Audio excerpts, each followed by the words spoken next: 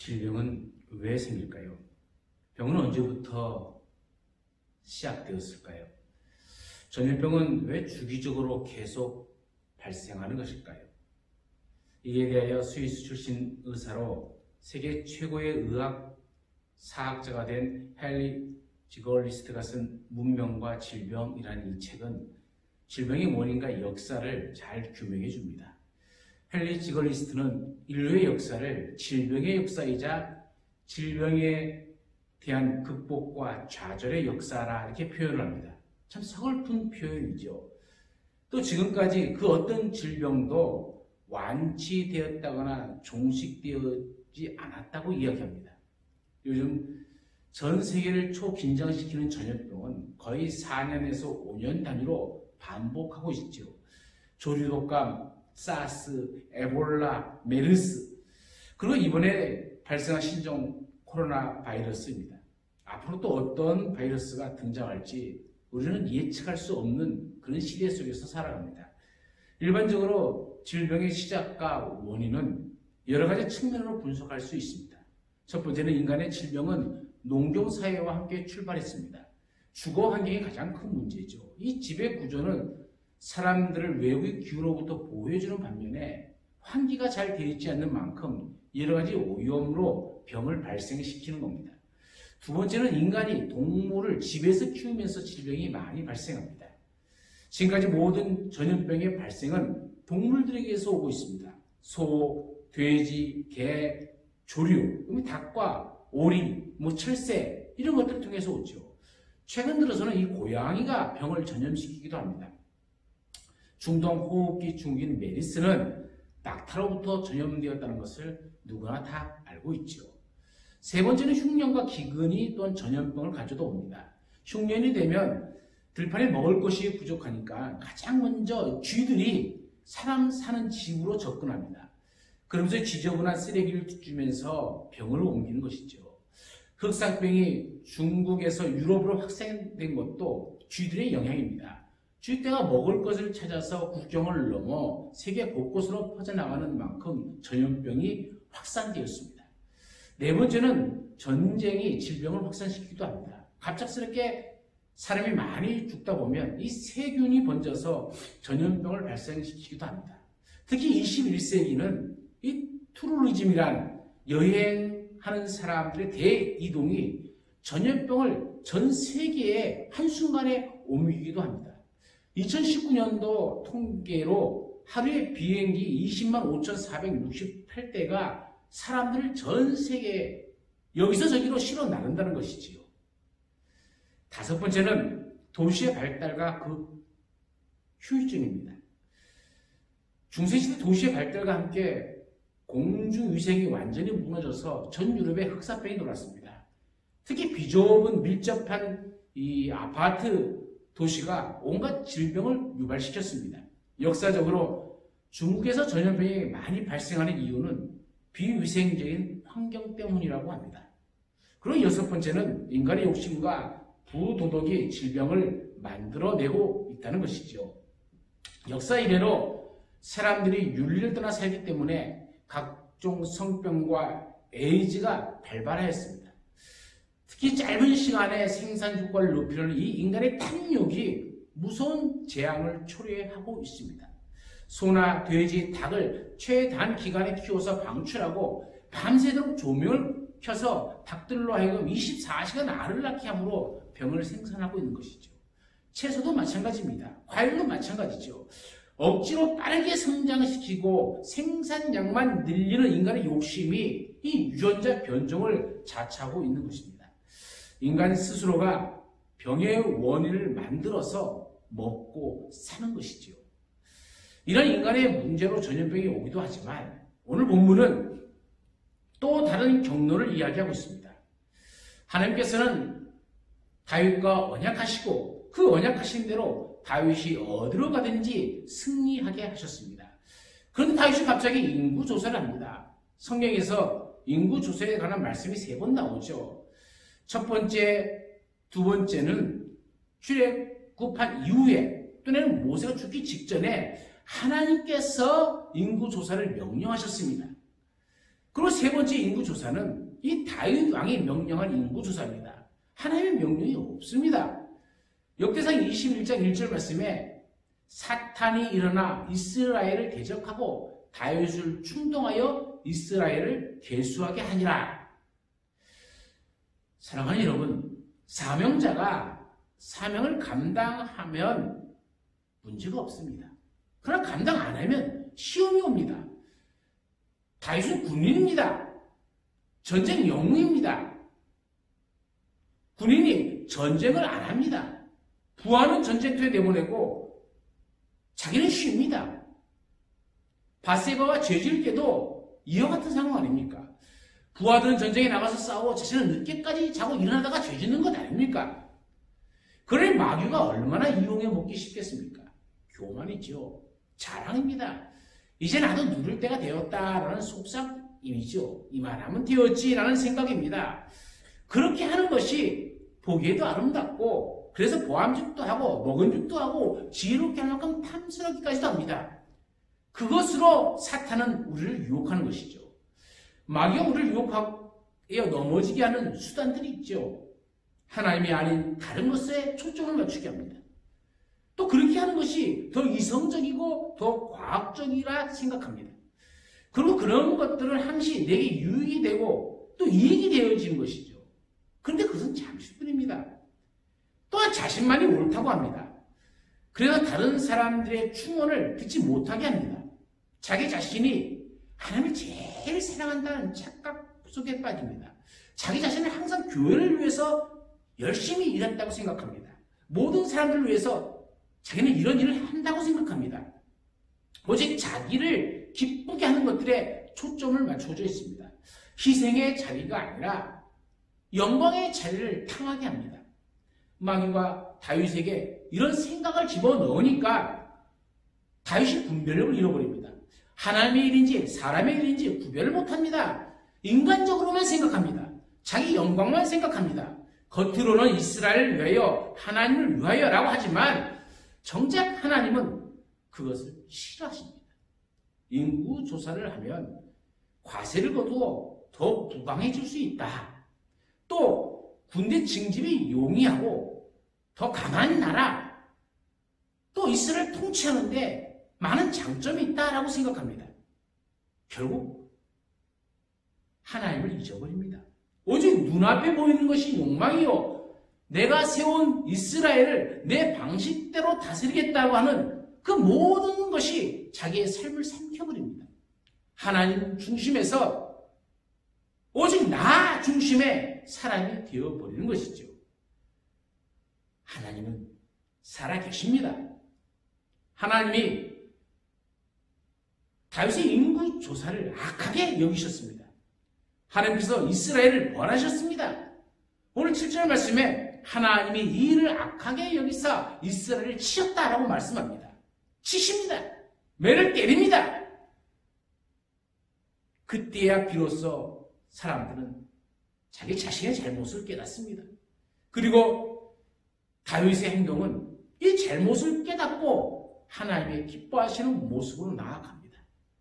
하나님이 기뻐하실 그 첫 번째 단계가 인구조사 명령한 것을 회개하였다는 겁니다. 다윗이 일평생 가장 큰 죄를 두 번 지었죠. 충신 우리아의 아내를 빼앗아 우리아를 전쟁터에서 의도적으로 죽게 한 것이고요. 두 번째는 하나님의 명령 없이 이 사탄의 충동으로 말미암아 인구조사를 한 것입니다. 다윗은 자신이 미련하게 인구조사를 한 것에 대해서 회개하였습니다. 그러나 징계를 받습니다. 갓 선지자를 하나님께서 보내셔서 다윗에게 세 가지를 택하라고 합니다. 7년 기근을 택하든지, 원수에게 쫓겨 석 달 동안 도망할 것인지, 아니면 사흘 동안 이스라엘 전역에 전염병이 있게 하든지. 다윗은 사흘간의 전염병을 택하였습니다. 이스라엘 땅에 무서운 전염병이 내렸습니다. 전염병으로 사흘 만에 죽은 국민들이 7만 명이 되었습니다. 중국 우한시 폐렴 코로나 바이러스로 인해서 우한시는 유령도시가 되었죠. 즉 중국 우한 폐렴 발생은 우연이 아닙니다. 우한시에서 기독교는 얼마나 핍박을 받았는지 모릅니다. 종탑에 십자가를 내리게 하였습니다. 의도적으로 교회를 없애는 것이었죠. 교회를 폐쇄시켰습니다. 그리스도인을 잡아다가 인대를 끊어버릴 정도로 잔인하였습니다. 심지어 시신빈 독재자는 성경을 사회주의적으로 만들겠다고 아주 선동을 하였습니다. 그래서 사람들은 이야기합니다. 중국 공산당이 교회를 핍박하고 문 닫게 하여서 하나님이 진노하셨다. 그러니 어찌 재앙이 발생하지 않겠느냐. 그래서 코로나19가 나타나 중국을 내리치셨다라고 말을 합니다. 그런데 여러분, 정작 우리는 남의 눈에 있는 티끌을 보면서 자기 눈에 끼어있는 들보를 보지 못합니다. 오늘 이 세상을 보십시오. 하나님이 오늘 이 세상 가운데 오셨다면 어디에서 믿음을 찾을 수 있을까요? 여러분 눈에는 믿음이 보이십니까? 더 심각한 문제는 이 세대에, 오늘을 살고 있는 이 시대에 우리 신앙인들의 모습 아닙니까? 세상은 죄 짓고 살아갑니다. 믿지 않는 자가 죄를 지어도 하나님은 크게 진노하지 않습니다. 그들은 그들의 길을 가는 것이니까요. 그런데 다윗이 죄를 지은 것을 가지고 하나님은 진노하시지 않습니까? 그 길로 가서는 안 될 사람이 가기 때문에 그렇습니다. 그래서 징계가 오는 겁니다. 중국이 믿는 자를 핍박했다고, 교회를 폐쇄했다고 하는 그 이유들로 오늘 이 문제를 저들에게만 돌리지 마십시오. 오늘 이 사건을 통해서 우리는 우리 자신을 들여다볼 줄 알아야 됩니다. 우리는 하나님이 원하시지 않는 일을 하면서도 전혀 깨닫고 있지 못하고 있지는 않은지, 우리는 바리새적인 믿음을 참 믿음이라고 생각하며 살고 있지는 않습니까? 물권주의에 스스로 교만하여 하나님보다도 더 세상을 향해 나가고 있지는 않습니까? 교회를 건축한다 하면서 더 죄짓고 있지는 않습니까? 하나님의 이름으로 죄짓고 있지는 않습니까? 다윗처럼 말입니다. 우리는 다윗이 회개한 것처럼 회개하여야 됩니다.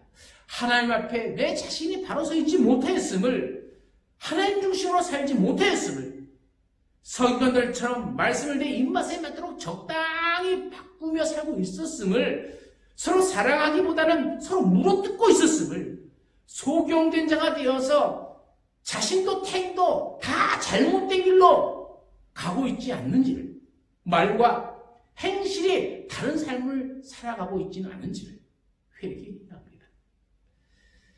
하나님은 우리에게 회복의 역사를 베풀어 주십니다. 다윗이 회개할 때 하나님은 선지자 갓을 통해서 말씀하십니다. 여호와의 천사가 갓에게 명령하여 다윗에게 이르시기를, 다윗은 올라가서 여부수 사람 오르논의 타장 마당에서 여호와를 위하여 제단을 쌓으라 하시니라. 그러므로 오늘 우리는 여호와를 위하여 제단을 쌓아야 됩니다. 제단을 쌓는 자는 세 가지 기본 자세가 있어야 됩니다. 첫째는 회개요, 둘째는 말씀대로 순종하는 것이고, 셋째는 하나님 앞에서의 겸손입니다. 회개는 하나님은 죄를 싫어하기 때문에 반드시 회개해야만 합니다. 순종은 내가 하고 싶은 대로 내 방식대로 하는 것이 아니라 오직 하나님의 말씀대로 살겠습니다라는 고백입니다. 겸손은 인간이 하나님 앞에서 흙과 같은 존재라는 고백입니다. 이 같은 자세가 있어야만 우리의 예배가 연락되어지는 것입니다. 우리는 하나님이 연락하지 않는 가인의 제단과 하나님이 기쁨으로 연락하신 아벨의 제사를 기억해야 합니다. 다윗이 회개한 것은 그가 하나님 앞에 설 준비가 되어 있다는 것입니다. 그래서 회개는 중요합니다. 잘못됐으면 빨리 돌이켜야 됩니다. 고집 부릴 일이 아닙니다. 돌이킬 수 있다는 것은 그래도 희망입니다. 돌이킨다는 말은 단순히 생각을 바꾼다는 말이 아닙니다. 말씀 가운데로 돌아옴을 이야기합니다. 그래서 이 말씀 가운데 돌아옴은 다시 말하면 순종의 길을 이야기하는 것이지요. 회개란 말씀으로 돌아옴이고 참된 부흥이란 우리의 심령이 말씀으로 꽉 채워져서 말씀이 우리의 삶의 중심이 되어지는 것이 참된 부흥입니다. 오르난의 타작 마당에 올라가 제단을 쌓으라. 다윗은 하나님의 말씀에 순종하며 그 길을 따라 올라갑니다. 제단을 쌓는다는 것, 우리가 예배를 드린다는 것은 하나님이 정하신 곳에서 하나님이 정하신 방법대로 정하신 예물로 하나님께서 정하신 때에 따라 하는 것이지요. 다윗을 위대한 왕, 하나님의 마음에 합한 자라 말씀하는 이유는 하나님의 말씀을 듣고 온전히 돌이킬 줄 알았고 온전히 말씀대로 순종할 줄 알았기 때문입니다. 오늘 하루 우리도 이 순종의 길을 걸어가는 삶이 되어지기를 간절히 축원합니다. 이런 다음에 우리는 겸손함으로 하나님 앞에 설 수가 있는 것이죠. 이제 다윗은 자신의 교만을 꺾었습니다. 내가 아무리 이스라엘 왕이라 할지라도 하나님 앞에서 나는 먼지와 같은 존재임을 고백하는 시간입니다. 겸손이란 휴몰리티란 말입니다. 라틴어 휴머스에서 흙, 부용토, 먼지라는 뜻에서 나온 말입니다. 여기에 휴먼, 인간이란 말이 나온 것이지요.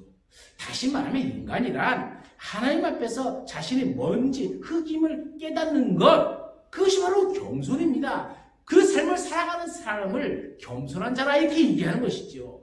그래서 다윗은 오르난의 타작마당으로 나아갑니다.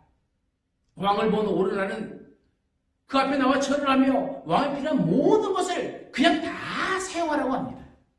다윗은 그것을 용납하지 않습니다. 값을 치르지 않는 번제를 드리지 않겠다 말합니다. 왕의 권위로 빼앗지 않겠다는 겁니다. 오르난이 자기의 마음에 족한 대로 다 드리겠습니다 라고 해도 아니다 라고 하는 겁니다. 넉넉히 그 값을 치를 것이다 라고 분명히 얘기합니다. 다윗은 넉넉히 값을 지불하고 최선을 다하여 예배를 준비합니다. 그는 겸손히 그 모든 대가를 다 치릅니다. 교회가 무엇입니까? 교회는 그 값을 치름으로 세워진 공동체입니다. 예수님이 십자가로 그 값을 치루었습니다. 넉넉히 치루었습니다. 그러기에 우리 모두는 구원의 백성이 되어진 것입니다. 오늘 우리의 예배도 넉넉히 그 값을 치루어야 됩니다. 왜냐하면 하나님께 예배하는 자리이기 때문에 그렇습니다. 자신을 높이고 자신을 채우고 자신을 자랑하는 자리가 아니라 이제는 자신의 모든 힘을 쏟아 하나님을 높여드리기를 원합니다. 하나님께 묻고 하나님께 기도하고 하나님께 드리며 하나님의 영광을 위해 사는 것은 오직 겸손을 통해서만 가능합니다. 순종의 길은 겸손의 길과 항상 연결되어 있습니다. 순종의 길에 들어서야 겸손의 길을 걸어갈 수가 있는 것이죠. 우리가 그 길을 갈 때 하나님은 그 칼을 거두십니다. 여호와께서 천사를 명령하시매 그가 칼을 칼집에 꽂았더라. 겸손히 하나님 앞에 순종할 때 하나님은 칼을 칼집에 넣으셨습니다. 심판을 멈추시고 다윗을 받아주셨습니다. 이것이 바로 겸손과 순종을 통해 주시는 회복의 길입니다. 마지막으로 드릴 말씀은 바른 예배는 전염병을 그치게 한다는 겁니다. 무서운 전염병을 그치게 하는 방법, 그것은 오르난의 타작마당에서 여호와를 위하여 제단을 쌓는 겁니다. 하나님께서 옳게 여기시는 것은 하나님을 위하여 예배를 드리는 그 모습입니다. 내가 여호와를 위하여 여기 한 제단을 쌓으느니 그리하면 전염병이 백성 중에서 그치리라. 사랑하는 여러분 누구를 위하여 예배드립니까? 위하여라는 말은 이루려고 한다라는 말입니다. 하나님을 위하여라는 말은 하나님의 뜻을 이루기 위해서라는 말입니다. 오늘 우리의 예배는 하나님의 뜻을 이루는 예배가 되어야 될 줄로 믿습니다. 우리는 그동안 잘못된 예배, 잘못된 기도에 빠졌습니다. 그래서 예배를 드림도 내 목적을 위한 수단이 되었고 기도도 내 욕심의 메인 기도였습니다. 봉사함도 오직 이 땅에서 장수와 성공에 매여 있었습니다. 내가 그렇게 함으로 내 가족이, 내 자녀들이 이 땅에서 복받고 사는 줄 알았습니다. 그렇게 드린 예배들은 모두 잘못된 예배입니다. 아니, 예배가 아닙니다. 그런 것은 하나님을 위하여 예배가 아닙니다. 나를 위한 인간의 쇼에 지나지 않습니다.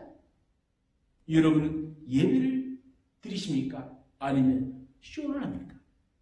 예배는 능력이 나타나지만 쇼는 능력이 없습니다. 같은 장소인 갈멜산에서 우상을 섬기는 자는 쇼를 하였고 엘리야는 제단을 쌓고 예배를 드렸습니다. 예배는 하나님의 영광이 나타납니다. 하나님은 분명히 말씀하십니다. 여호와를 위하여 제단을 쌓아라. 오늘 본문의 말씀에 보면 이 무서운 전염병을 그치게 한 것은 오르란 타작 마당의 제사입니다. 다윗 왕이 여호와를 위하여 오르란 타작 마당에서 예배를 드렸습니다. 여호와께서 하늘에서부터 번제단 위에 불을 내려 응답하여 주셨습니다. 그러자 무서운 전염병이 그치게 되었습니다. 사랑하는 여러분, 오르나니 타작마당은 어떤 곳입니까? 아브라함이 이삭을 번제로 드렸던 모리아산입니다. 솔로몬이 예루살렘에서 모리아산에 여호와의 성전을 건축하였습니다. 다윗은 오르나니 타작마당에서 여호와를 위하여 번제를 드렸더니 무서운 전염병이 그쳤습니다. 다윗은 오르나니 타작마당을 하나님의 성전을 지을 장소로 정하였습니다. 역대상 22장 1절 말씀에 보면 다윗이 말합니다. 이는 여호와 하나님의 성전이요 이는 이스라엘의 번제단이라 하였더라. 저는 이런 생각을 해봅니다. 하나님께서 다윗에게나 그리고 우리에게나 그냥 용서하셨으면 바로 문제를 해결해 주시지 굳이 여호와를 위하여 제단을 쌓아라, 예배를 드려라. 왜 제단과 이 예배를 통하여 용서하시는가? 그 문제입니다. 우리가 알아야 할 것은 이 제단이 우리 예배가 무엇을 상징하고 있느냐 하는 것입니다. 구약의 제단이나 제물이나 성전은 예표입니다.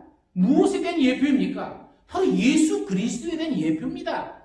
예수님이 제물이 되셨기에 우리는 그의 피로 구원을 받았고 예수님이 성전이시기에 주님 십자가 달리실 때 휘장이 위에서 아래로 찢겼습니다.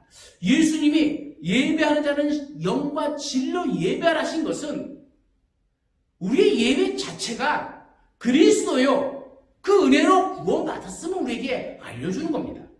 베드로는 이 사실을 정확히 알았기에 다른 이로서는 구원을 얻을 수 없나니 천하 인간에게 구원을 받을 만한 다른 이름을 우리에게 주신 일이 없음이라 외칠 수 있었던 것입니다. 바울이 이것을 너무나도 잘 알기에 주 예수를 믿으라 그리하면 너와 내 집이 구원을 받으리라 하였습니다. 사랑하는 여러분, 이제 우리는 이곳에 모여 다시 예배를 시작합니다. 이곳이 오르나의 타작 마당이 되어지기를 소망합니다. 우리의 예배가 하나님을 위한 예배가 되어지기를 소망합니다.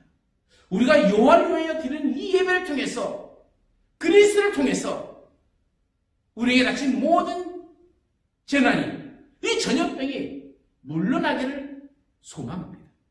오늘 우리가 하나님 앞에 진실함으로 회개하고 하나님의 말씀대로 순종하고 하나님 앞에 겸손하게 섬으로 오르난의 그 제단의 기적의 역사가 오늘 이 땅, 이 민족, 우리 교회 위에 영광으로 임하기를 간절히 축원합니다.